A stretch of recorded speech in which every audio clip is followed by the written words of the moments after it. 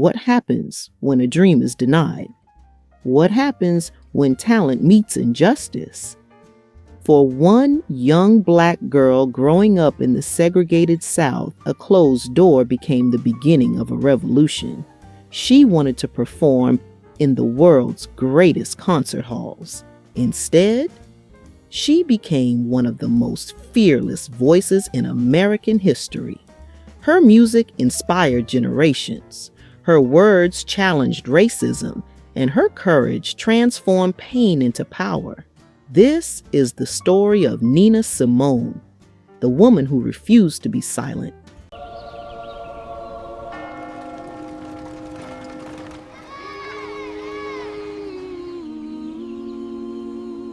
Nina Simone was born Eunice Kathleen Wayman on February 21st, 1933 in Tryon, North Carolina. She was the sixth of 8 children in a hardworking family. Money was scarce. Life was difficult. But inside the Wayman home, music was everywhere. Church hymns filled the air. Gospel music echoed through the community. And young Eunice was fascinated by the piano. By the age of 3, she could play melodies by ear. By 6, she was performing publicly. Her talent stunned everyone who heard her. Teachers quickly realized this was no ordinary child. She possessed a gift that appeared once in a generation. A local music teacher named Muriel Madzanovich took special interest in her development. She gave Eunice classical training and introduced her to the works of Bach, Beethoven, Chopin, and Mozart. The young girl became obsessed. While other children played outside, Eunice spent hours practicing scales and classical compositions. She wasn't dreaming about becoming a celebrity. She dreamed of becoming America's first great Black classical concert pianist.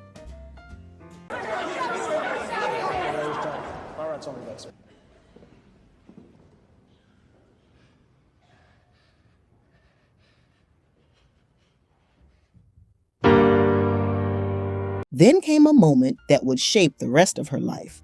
At a childhood piano recital, Eunice prepared to perform before a packed audience. Her parents sat proudly in the front row, but before the performance began, white attendees demanded those seats. Officials forced her parents to move to the back of the room. The young girl was furious. She refused to touch the piano. She refused to perform. Only after her parents were returned to the front row did she begin playing. She was just a child, yet she already understood something many adults feared to confront. Dignity matters, respect matters, justice matters. It would not be the last time she stood against discrimination.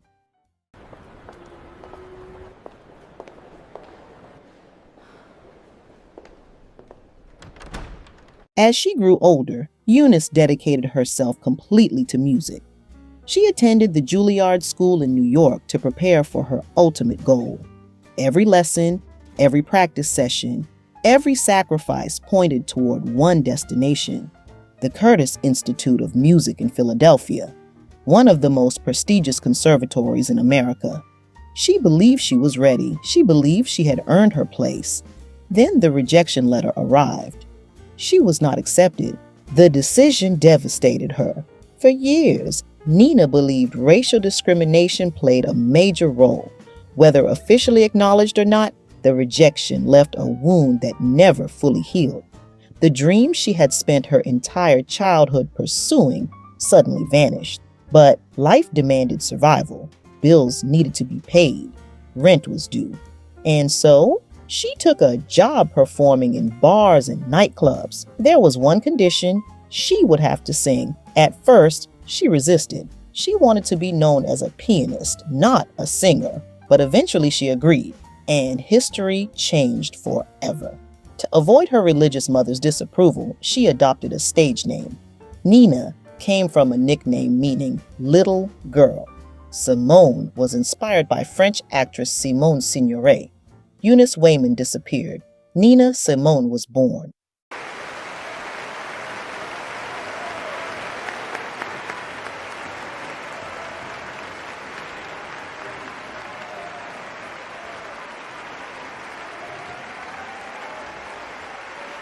Audiences had never heard anyone quite like Nina Simone. Her classical training gave her extraordinary control. Her gospel roots gave her soul, her jazz influences gave her freedom, and her voice carried an emotional depth impossible to ignore. She could whisper, she could roar, she could sound heartbroken one moment and fearless the next. In 1958, she recorded, "I Loves You, Porgy." The song became a major hit. Suddenly, record labels came calling, concert invitations poured in, the world was paying attention. Yet Nina remained different from other performers. She wasn't interested in pleasing audiences. She wasn't interested in fitting expectations. She performed exactly as she wished, and audiences loved her for it. Throughout the late 1950s and early 1960s, her reputation continued growing. She became one of the most respected musicians in America. But outside the concert halls, the nation was changing, and Nina was paying attention.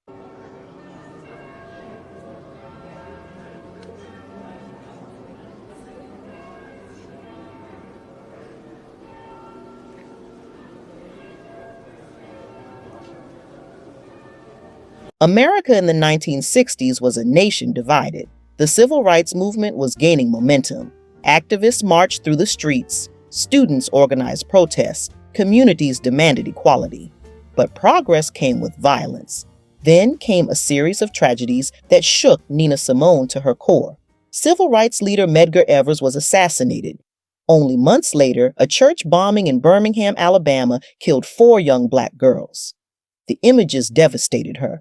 The news filled her with grief, then anger, then determination. Nina later recalled feeling as though she could have picked up a gun. Instead, she sat down at her piano. Within hours, a song emerged. Not a love song, not a ballad, a protest, a declaration, a warning.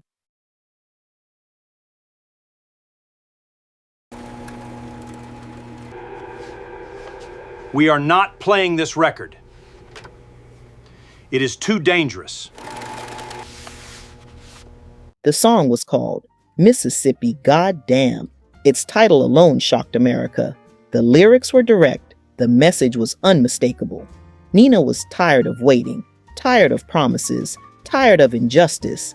Radio stations refused to play it. Many considered it too controversial. Some Southern stations reportedly broke the record into pieces and mailed it back. But Nina had crossed a line she would never retreat from. No longer simply an entertainer, no longer simply a musician. She had become an activist, and she intended to use every stage she stood upon as a platform for change. As the years passed, Nina's music became increasingly political. Songs like For Women, To Be Young, Gifted and Black, and many others challenged America to confront uncomfortable truths. She spoke openly about racism, Black identity, pride, and freedom. Some audiences embraced her, others rejected her, but Nina never softened her message.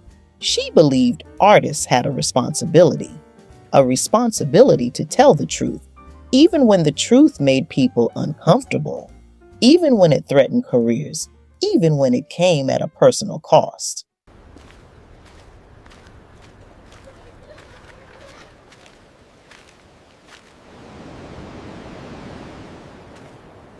Despite her success, Nina's life was often difficult.